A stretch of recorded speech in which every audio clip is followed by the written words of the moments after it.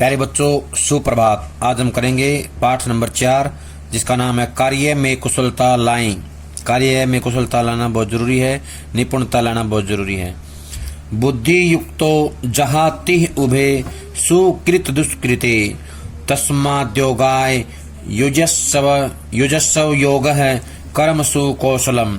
ये जो श्लोक है गीता के अध्याय 2 से लिया गया है, 50वां श्लोक है। इसमें शब्दार्थ देखें। बुद्धि युक्तो यानी ये बुद्धि युक्त है, भक्ति में लगा हुआ। क्या होता है बुद्धि युक्तो? भक्ति में लगा हुआ, ईश्वर की भक्ति में लगा रहने वाला। जहाती होता है मुक्त हो सकता है, इह होता है इसी जीवन में।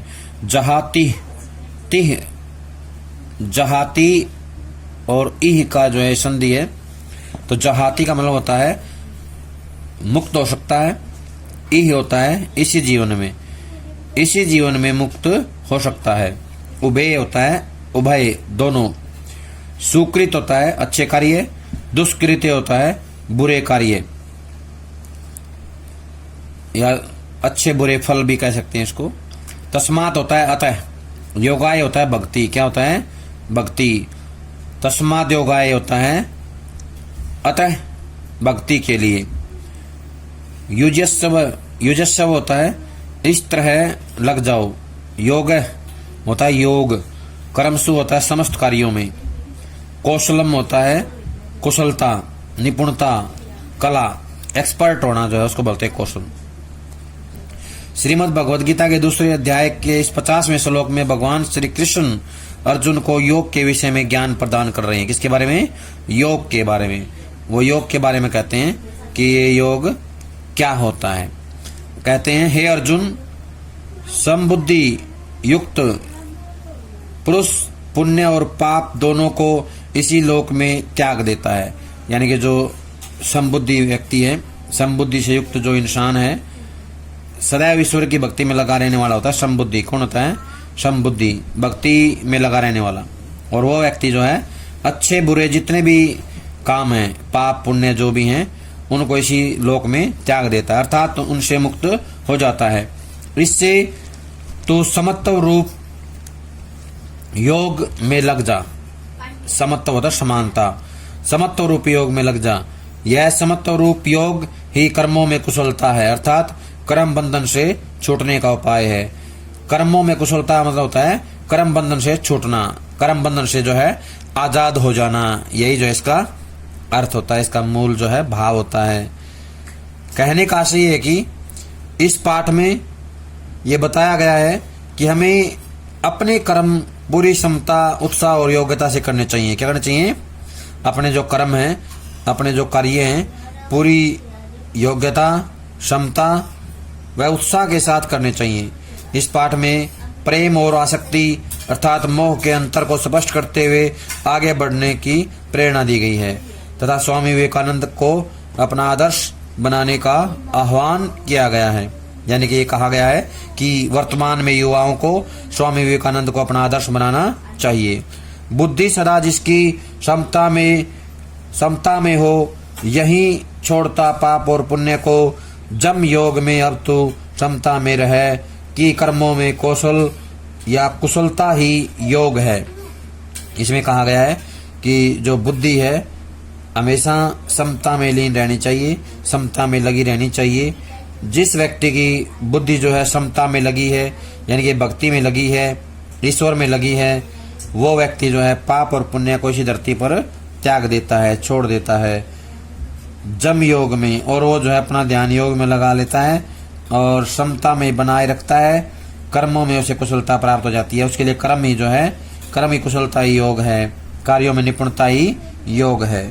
प्यारे बच्चों, आपने पिछले अध्याय में पढ़ा कि श्रीमद् भगवद गीता के अनुसार मन की समता को ही योग कहा जाता है। इस अध्याय में हम कर्मयोग के बारे में जानने का प्रयास करेंगे।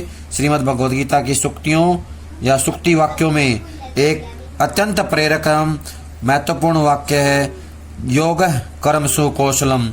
यानी कि कर्म में कुशलता ही योग है, कर्मों में कुशलता प्राप्त करना ही योग है। ऐसे वाक्य से यह अनुमान लगाने में तनिक भी कठिनाई नहीं होनी चाहिए कि श्रीमद् भगवद गीता अत्यंत अद्भुत एवं व्यवहारिक धरातल का शास्त्र है। इस ग्रंथ ने योग को भी हर क्षेत्र में हर व्यक्ति के लिए अपने अपने कर्तव्य कर्म को पूरी कुशलता से करने का स्वरूप प्रदान किया है। यह ग्रंथ कर्म के संबंध में भी हमारा मार्गदर्शन करता है। कहने का आशय है कि ये जो ग्रंथ है हमारा कर्म के बारे में ज्ञान देने वाला, मार्गदर्शन करने वाला ग्रंथ है। प्रियवत्स, अब सबसे पहले प्रश्न उठता है कि वास्तव में कर्म क्या है, सच्चा कर्म क्या है और वह कैसे किया जाता है। कर्म वही है जिसे केवल औपचारिकता से किया जाता है या पहले से ही कुछ अपेक्षा रखकर किया जाता है। श्रीमद् भगवद गीता का यह भाव हमें प्रेरित करता है कि कर्म में हम अपनी पूरी योग्यता क्षमता को जोंके कर्म के साथ पूरा न्याय करें। ऐसा करने पर आप पाएंगे कि आपके द्वारा किया गया प्रत्येक कर्म बहुत अच्छा परिणाम और सम्मान देता है। कर्म को मात्र औपचारिक रूप देना किसी भी दृष्टि से अच्छा नहीं। प्यारे विद्यार्थियों, मान लो कि एक विद्यार्थी अपनी पाठ्य पुस्तक पढ़ रहा है उसके हाथ में पुस्तक तो है लेकिन उसका ध्यान इधर उधर या कहीं और है। अब आप स्वयं सोचकर बताओ कि क्या वह विद्यार्थी अपनी पढ़ाई के साथ न्याय कर पाएगा। निश्चित रूप से ऐसी पढ़ाई से उसे वांछित परिणाम भी प्राप्त नहीं होंगे।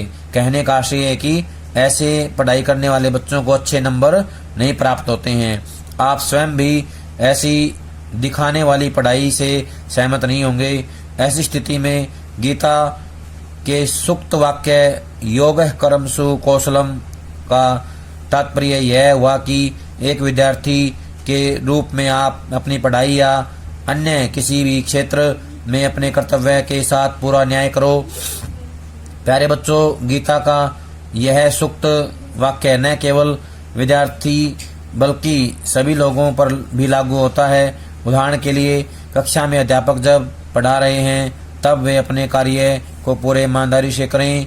वे पूरी योग्यता एवं संपूर्ण क्षमता से बच्चों को अपना विषय पढ़ाएं।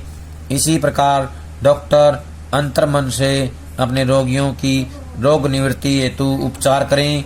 हर क्षेत्र में हर व्यक्ति अपने कार्य के प्रति ईमानदार हो, निष्ठावान हो, कर्मठ हो तो निश्चित समझें कि गीता ही जीवन का गीत बन जाएगा। यानी कि जो गीता के अंदर जो ज्ञान है, गीता के अंदर जो बातें कही गई हैं, उनके माध्यम से गीता एक गीत बन जाएगा।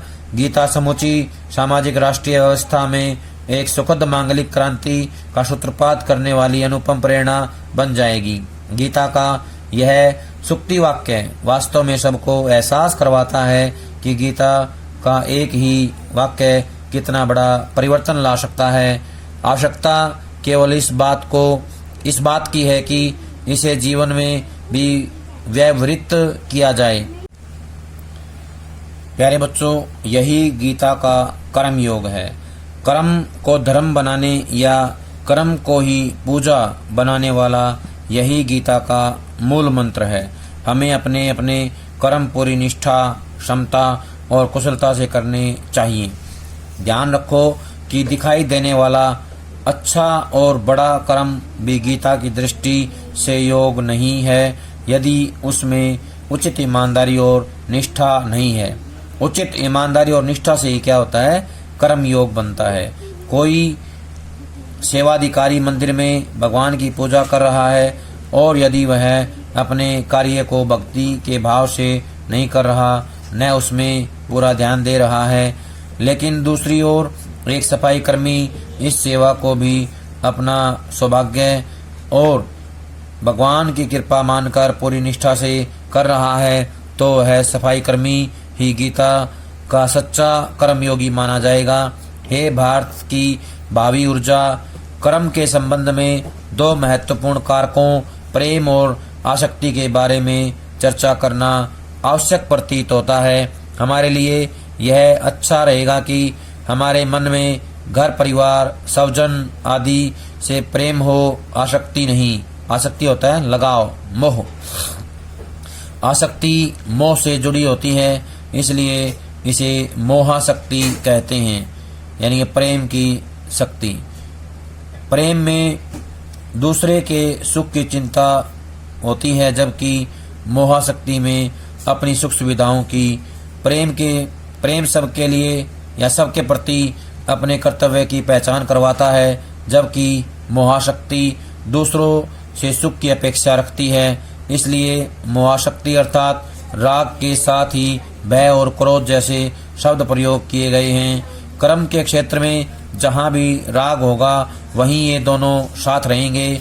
जैसे कहीं कोई बात मेरे अनुकूल न हुई तो जो अपेक्षा मैंने रखी है यह पूरी न हुई तो, तथा जो मैंने सोचा ही नहीं कहीं वैसा हो गया तो, यही तो की वृत्ति है। तथा किसी ने यदि हमारे अनुकूल व्यवहार नहीं किया अथवा हमारी अपेक्षाओं के विपरीत कुछ हो गया तो स्वाभाविक ही हमारे अंदर आक्रोश क्रोध उत्पन्न होने लगता है। प्रियवत्स, एक बार अपने मन में यह विचार करो कि क्या हम अपने भीतर की एकाग्रता यूं ही इन प्रवृत्तियों के अधीन में भंग करते रहेंगे, यानी कि इनके अधीन होकर इनकी अधीनता को स्वीकार करके भंग करते रहेंगे।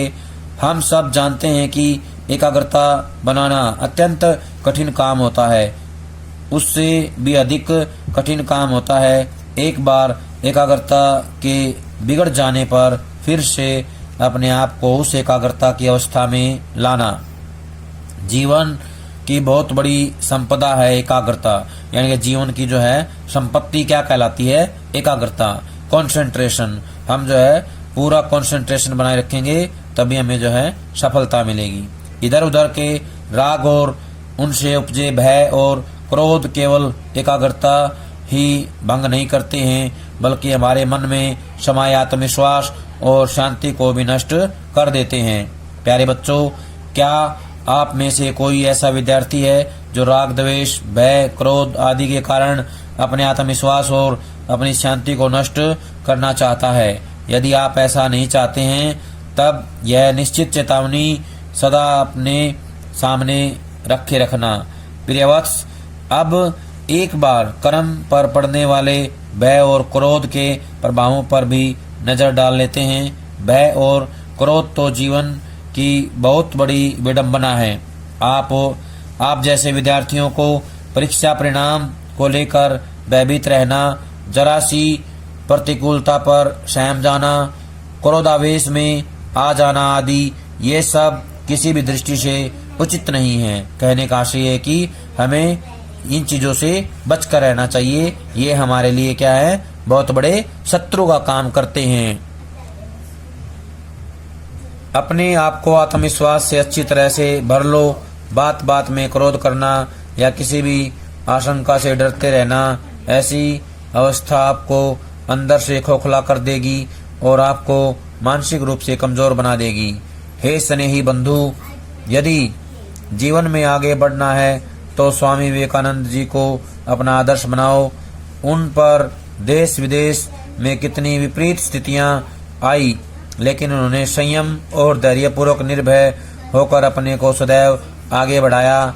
उनके इसी आत्मविश्वास के कारण समूचे विश्व में उस समय भारत का अथाह सम्मान बढ़ा, जबकि उस समय भारत स्वतंत्र भी था। परतंत्र होता है गुलाम, दूसरे के अधीन। भारत जब अधीन था, दूसरों के गुलाम था, उस समय जो है स्वामी विवेकानंद ने विदेश में भारत का गौरव बढ़ाया, विदेश में भारत का सम्मान बढ़ाया था। इसलिए हमें क्या है? विवेकानंद से प्रेरणा लेनी चाहिए। स्वामी विवेकानंद हमारे क्या है? आदर्श होने चाहिए। आओ हम भी राग भय क्रोध की शुद्रताओं यानी कि तुच्छ भावनाओं से ऊपर उठकर जीवन को राष्ट्र गौरव हेतु आगे बढ़ाएं और योग कर्म सुकौशलम शुक्ति को अपने जीवन में चरितार्थ करें, यानी कि सार्थक सिद्ध करें। हम जीवन में योग कर्म सुकौशलम का जो नियम है उसका पालन करते हुए अपने जीवन को सार्थक बनाएं, श्रेष्ठ बनाएं। स्वामी विवेकानंद की भांति जो है अपने जीवन को मूल्यवान बनाएं और राष्ट्र का सम्मान बढ़ाएं।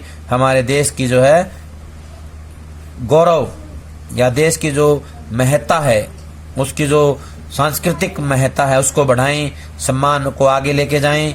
यही हमारा कर्तव्य बनता है, यही हमारा कर्म बनता है। प्यारे बच्चों, ये था हमारा पाठ नंबर 4, यानी कि इसको हम याद करेंगे, पढ़ेंगे, समझेंगे। जैसे ये पाठ पूरा समझ में आ जाए तो उसके बाद इसके प्रश्नोत्तर याद करने हैं और अच्छे से कॉपी में लिखने हैं। तो ये काम अगली वीडियो आती है उससे पहले हो जाना चाहिए। सभी का बहुत बहुत धन्यवाद।